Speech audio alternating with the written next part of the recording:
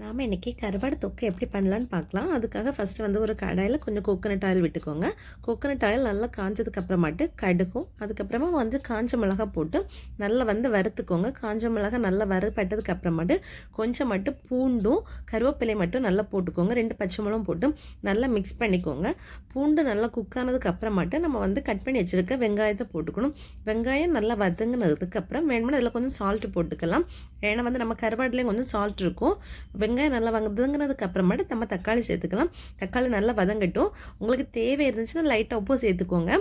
அதுக்கப்புறம் மிளகாய் பொடி, மஞ்சள் பொடி, மல்லிப்பொடி போட்டு நல்லா மிக்ஸ் பண்ணிவிட்டு கொஞ்சம் வந்து என்ன பண்ணிக்கோங்க, தண்ணி விட்டுக்கோங்க. தண்ணி விட்டு அதை நல்லா கொதிக்கட்டும். கொதிக்கிற டைமில் என்ன பண்ணணும்னு சொன்னால், இந்த டைம் நீங்கள் சால்ட்டு போட்டுக்கலாம். கருவாடில் வந்து சால்ட் இல்லைன்னா போட்டுக்கோங்க, இருக்குன்னு சொன்னால் தேவைப்படாது. இப்போ வந்து நல்லா க்ளீன் பண்ணி வாஷ் பண்ணி வச்சுருக்கேன். நான் கருவாடை போட்டுக்கிறேன். குட்டி குட்டியாக கட் பண்ணி வச்சிங்கன்னா தான் சாப்பிட்றதுக்கு நல்லாயிருக்கு. தொக்கு மாதிரி இருக்கிறதுனால நம்ம குழம்பா வைக்க போகிறது கிடையாது.